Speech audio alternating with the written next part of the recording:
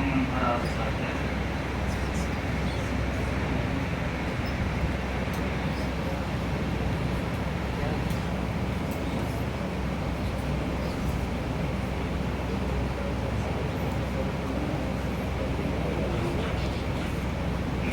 لا حول ولا قوة إلا بالله العلي العظيم. أعوذ بالله من الشيطان الرجيم. بسم الله الرحمن الرحيم. الحمد لله الذي لا يبلغ مدحته القائلون ولا يحصينا معه العادون ولا يؤدي حقه المجتهدون. الذي ليس لصفته حد محدود ولا نعت موجود ولا وقت معدود. بدل الخلائق بقدرته ونشر الرياح برحمته وابتدى بالسحور ميدان عرضه. ثم الصلاة والسلام وتحيتها الإكرام على سيد اسم في الوجود سر الله في كل موجود مقتدي الدائر في الوجود صاحب لواء الحمد والمقام المحمود سيدنا ونبينا وشفيعنا وحبيب قلوبنا أبي القاسم محمد.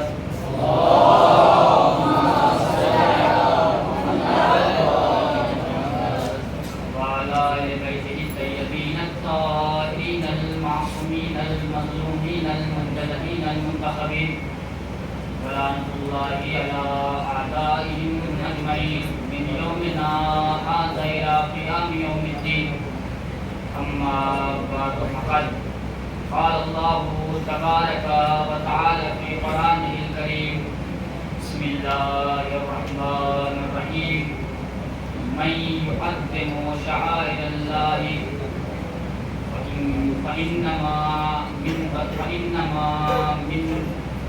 تقوى القلوب. محمد محمد.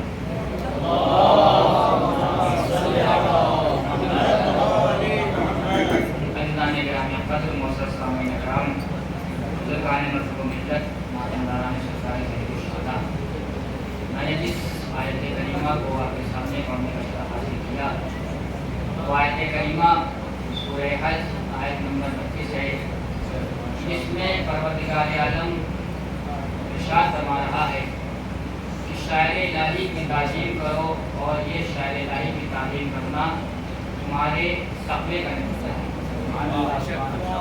پروردگار عالم نے شاعر الہی مطلب اللہ کی نشانیوں کا ذکر کیا. قرآن میں متعدد مقامات پر متعدد جگہوں پر اللہ کی نشانی اور شاعر اللہ کا بیان کیا ہے، شاعر اللہ کو بیان کیا ہے. جیسے کہ سورہ حج آیت نمبر 29 میں ذکر ہوا ہے کہ بے شک حرمات کی پابندی کرو، حرمات کا علاقہ، حرمات میں کوئی ضائع نہ کرو. اور بھی ہوا ہے جیسے کہ سورہ بقرہ آیت نمبر 155 میں ذکر ہے کہ ان صفا والمروہ من شعائر اللہ، بے شک صفا اور مروہ شاعر الہی میں سے ہیں. صفا اور مروہ شاعر الہی تو ایسے بہت چیزیں ہیں، نماز بھی شاعر الہی، روزہ بھی شاعر الہی، حج بھی شاعر الہی، مسجد بھی شاعر الہی، ہر چیز شاعر الہی. وہ چیزیں کہ جو خداوند عالم تک پہنچنے کا ذریعہ بنے وہ شاعر الہی.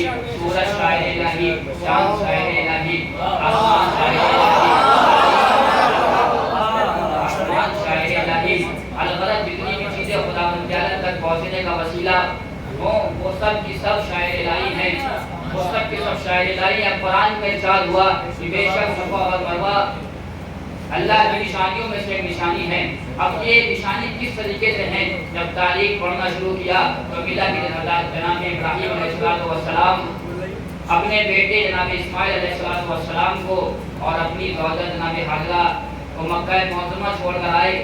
وہاں چھوڑ کر آنے کے بعد حضرت اسماعیل علیہ السلام کو پانی کی شدت محسوس ہوئی، پانی تشنہ لبی ہونے ہوئی، پانی کی پیاس لگی. تو اس وقت جناب حاجرہ نے مکہ اور مکے میں صفا اور مروہ کے درمیان سعی کی. صحیح کرنے کے بعد انہیں پانی نہیں ملا تو حضرت اسماعیل علیہ السلام کی ایڑی کی رگڑ سے چشمہ جاری ہوا، یعنی اس طریقے سے چشمہ جاری ہوا۔ تو میں نے پوچھا آخر یہ کس معاشرے سے ہے، کس طریقے سے یہ شاعر الہی میں شامل ہے، آخر کون سی وجہ ہے کہ اس کو شاعر الہی میں شامل کیا گیا ہے، آخر کیا وجہ ہے کہ اس کو شاعر الہی میں شامل کیا ہے؟ تو لوگوں نے جواب دیا کہ یہاں سے ایک نبی کی یاد آتی ہے، جب یہاں پر کوئی چکر لگاتا ہے تو ایک نبی کی یاد آتی ہے۔ میں بھی کہوں گا کہ جب یہ عزاداری برپا ہوتی ہے تو یہاں جب اس کو یاد کیا جاتا ہے، جب صفا اور مروا کے درمیان صحیح کی جاتی ہے تو جناب اسماعیل کی یاد آتی ہے، اور جب عزاداری کی جاتی ہے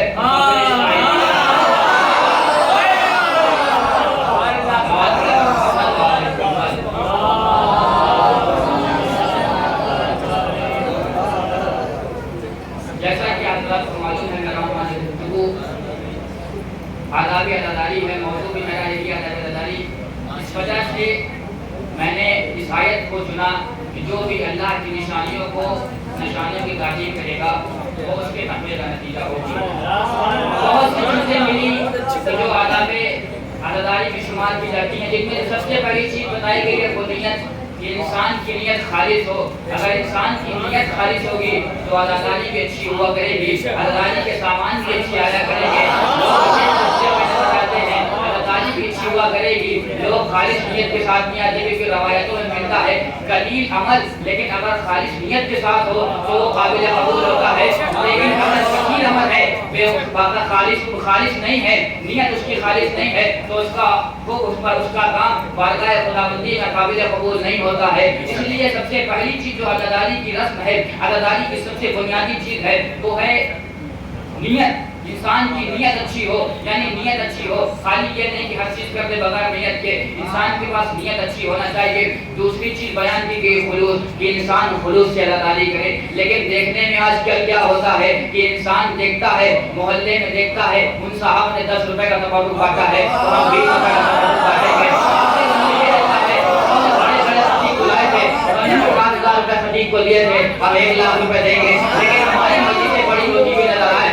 وہ یہ نہیں پتا کہ اگر عزاداری میں خلوص ہوگا، عزاداری خالص ہوگی تو ان کی عزاداری کامیاب ہوتی ہوئی نظر آئے گی۔ جیسا کہ بنی اسرائیل کا واقعہ ہے کہ ایک مرتبہ بنی اسرائیل کے لوگ پیڑ کی عبادت کرنے لگے، پیڑ کے سامنے سجدہ کرنے لگے، پیڑ کے سامنے سر کو جھکانے لگے۔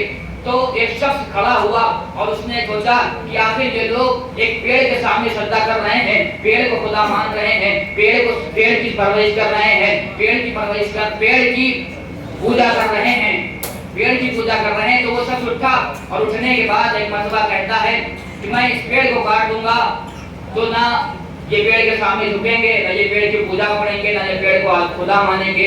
اس لیے وہ شخص اٹھا، اٹھنے کے بعد اس نے گھر سے کلاڑی اٹھائی، اٹھانے کے بعد ایک مرتبہ راستے میں گیا، کچھ دور چلا تھا، کچھ دور کا سفر طے کیا تھا، اس کی ملاقات شیطان سے ہوئی۔ شیطان نے پوچھا بھائی کہاں جا رہے ہو؟ اس نے کہا یہ بنی اسرائیل کے لوگ ہیں کہ جو پیڑ کی پوجا کرنے لگے ہیں، پیڑ کو خدا ماننے لگے ہیں، میں اس پیڑ کو کاٹنے جا رہا ہوں تاکہ یہ لوگ پیڑ کی پوجا نہ کرنے پائیں، پیڑ کو خدا نہ ماننے پائیں، پیڑ کے سامنے سب نہ کرنے لگے، اس لیے میں اس پیڑ کو کاٹ دوں گا، اس لیے اس پیڑ کو کاٹ دوں گا۔ شیطان نے اس کو بہکانا شروع کیا لیکن وہ بہکا نہیں، لڑائیاں ہونے لگی۔ آخرکار وہ شخص شیطان پر غالب آ گیا۔ جب شیطان پر غالب آ گیا تو شیطان کا کوئی چارہ کام نہ آیا، تو شیطان نے کہا کہ میں تمہیں روز 2 سکے دیا کروں گا، میں تمہیں روز 2 سکے دیا کروں گا۔ اس شخص نے سوچا کہ اب اس پیڑ کو کاٹنے سے کیا فائدہ، جب گھر بیٹھے مجھے 2 سکے مل رہے ہیں تو میں اس پیڑ کو کاٹنے سے کیا فائدہ اٹھاؤں گا۔ تو وہ شخص ایک مرتبہ کہتا ہے ٹھیک ہے تم مجھے 2 سکے دے دیا کرنا۔ وہ شخص واپس ہو گیا وہی راستے سے، واپس آنے کے بعد گھر گیا۔ جب روز صبح اٹھتا تو اس کے سرانے 2 سکے ملتے ہوئے نظر آئے۔ ایک دن گزر گیا 2 سکے ملے، دوسرا دن گزر گیا 2 سکے ملے، تیسرا دن گزر گیا 2 سکے ملے۔ اسی طریقے سے سلسلہ چلتا رہا، کچھ دن تک سکے آتے رہے، لیکن ایک وقت وہ آیا کہ سکے نہیں ملے۔ ایک دن اٹھا دیکھا سکے نہیں ہے، دوسرے دن اٹھا دیکھا سکے نہیں ہے، تیسرے دن اٹھا دیکھا سکے نہیں ہے۔ اسی طریقے سے سلسلہ چلتا رہا. اب ایک مرتبہ وہ پھر شخص کھڑا ہوا, کلہاڑی لی اور چل دیا راستے میں کہ آج میں اس پیڑ کو کاٹ دوں گا. آخر مجھے بیوقوف بنا دیا. کچھ دن تک سکے دیے اور اس کے بعد مجھے سکے دیتا ہوا نہیں نظر آ رہا ہے, مجھے بیوقوف بنا دیا. ایک مرتبہ وہ شخص جیسے ہی راستے میں گیا, پھر اسی جگہ پر شیطان سے ملاقات ہوئی. شیطان نے اسے گھیر لیا. گھیرنے کے بعد جیسے اسے گھیر لیا, اب شیطان اس کے اوپر حاوی ہو گیا. اب وہ شخص تعجب کرنے لگا کہ آخر ماجرا کیا ہے. اس سے پہلے جب میں لڑائی کرنے آیا تھا, اس سے پہلے جب میں درخت کاٹنے جا رہا تھا تو میں اس کے اوپر حاوی ہو گیا تھا. آخر یہ کیا معاملہ ہے کہ اس وقت یہ میرے اوپر حاوی ہو گیا. اس نے شیطان سے پوچھا آخر کیا معاملہ ہے کہ جب پہلے تو حاوی تھا, پہلے میں حاوی تھا, اب تو حاوی ہو چکا ہے. تو اس نے کہا جب اس سے پہلے تو نکلا تھا تو پورے خلوص کے ساتھ نکلا تھا, اس لیے تو کامیاب ہو گیا تھا. لیکن اب جب تو نکلا ہے تو خلوص کے ساتھ نہیں نکلا ہے, بلکہ تو دو سکوں کے لیے نکلا ہے کہ جو میں نے تجھے دینے کا وعدہ کیا تھا. یعنی عطاداری بھی انسان کو خلوص کے ساتھ کرنی چاہیے کہ اگر خلوص کے ساتھ ہوگی تو وہ عطاداری کامیاب ہوتی ہوئی نظر آئے گی. اب چاہے جتنے شیاطین عطاداری کے خلاف کھڑے ہوتے ہوئے نظر آ جائیں, اگر خلوص کے ساتھ عطاداری ہے وہ تمام کے تمام شیاطین کم ہوتے ہوئے نظر آئے گی.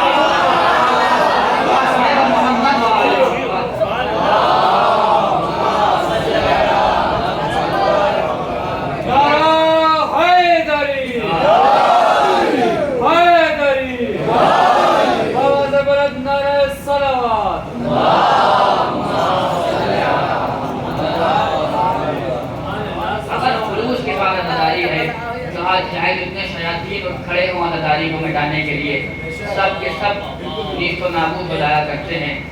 تیسری شرط, تیسرا ادب کیا ہے کہ انسان احترام کرے.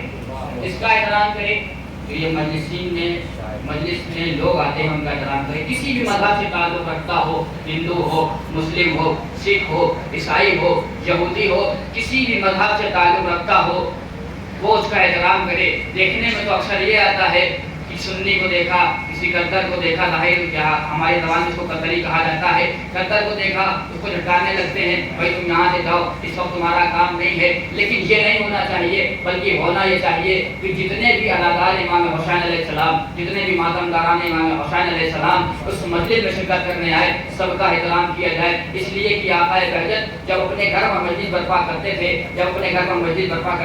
تو جو دن ان کے مسجد کا قریب آتا تھا, جس دن ان کے گھر پر مجلس ہوتی تھی, اس دن وہ اپنے گھر کے باہر آ کر کرسی ڈال کر بیٹھتے تھے اور جتنے بھی آتے تھے ان کا احترام کرتے تھے. چاہے کسی بھی مذہب سے آتا ہو وہ اس کا احترام, وہ ان کا احترام کرتے ہوئے نظر آتے تھے. کوئی بھی ہو وہ ان کا احترام کرتے تھے. چوتھی چیز کیا ہے ادب عطاداری میں؟ سب سے چیز ہے گریا, کہ انسان روئے کیونکہ حدیث قدسی میں حضرت موسیٰ علیہ السلام تھے.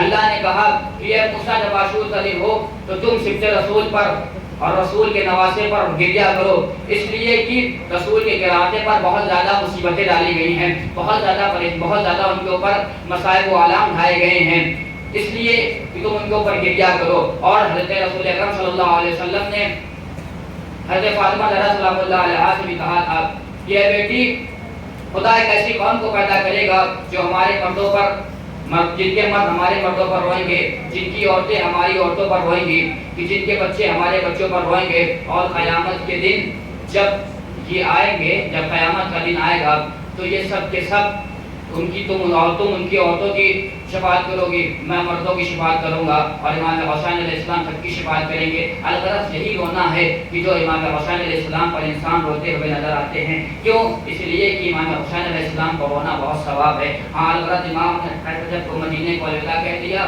تو محرم کو والد کربلا ہو گئے, 7 محرم سے پانی بند کر دیا گیا.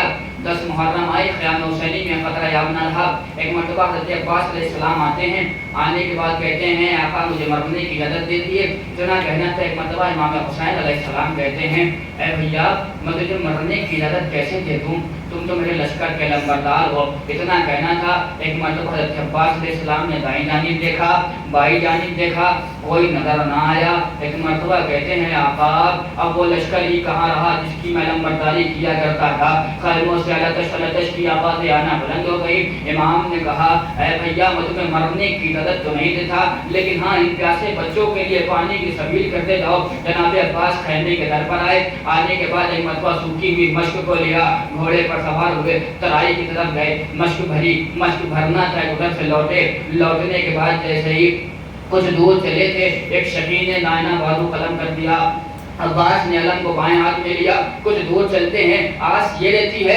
کسی طریقے سے پانی خیام حسینی تک پہنچ جائے، چھوٹے چھوٹے بچے پیاسے ہیں، اس لیے وہ آس یہ رہتی ہے کسی طریقے سے پانی خیام حسینی تک پہنچ جائے۔ کچھ دور چلے تھے کہ ایک مرتبہ کسی شفیع نے بایاں بازو قلم ہو گیا، عباس نے مشکیزے کو دانتوں سے دبایا، آس یہ رہتی ہے کہ پانی خیام حسینی تک پہنچ جائے، پانی خیام حسینی تک پہنچ جائے۔ اب کسی شفیع نے ایک ایسا تیر مارا جو مشک سکینہ پر لگا، عباس کی آس ٹوٹی۔ عباس نے اپنے گھوڑے کا رخ دریا کی طرف موڑ لیا، دریا کی طرف موڑنا تھا، یہ سنسناتا ہوا تیر عباس کی آنکھوں میں لگا، عباس کی آنکھوں میں لگنا تھا۔ عباس کے دونوں شانے جدا ہو چکے تھے، دونوں گھٹنوں کے ذریعے سے تیر کو نکالنا چاہا، لیکن جیسے ہی تیر کو نکالنے کے لیے سر کو جھکایا، پیچھے سے کسی شفیع نے ایسا گرد مارا، عباس سے گھوڑے پر سامنا نہ گیا۔ ہادہ دارو اب تک جو بھی شہید ہوتا تھا اور زین سے زمین پر آتا تھا تو وہ اپنے ہاتھوں کو زمین پر ٹیک لیا کرتا تھا، لیکن ہائے رے عباس، دونوں شانے جدا ہو گئے ہیں، منہ کے بل زمین پر آیا،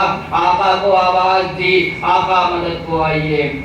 سیعلم الذین ظلموا أَيُّ منقلب ينقلبون، انا للہ و انا الیہ راجعون۔ رضا بقضائہ و تسلیم بامرہ۔ ماتم حسین۔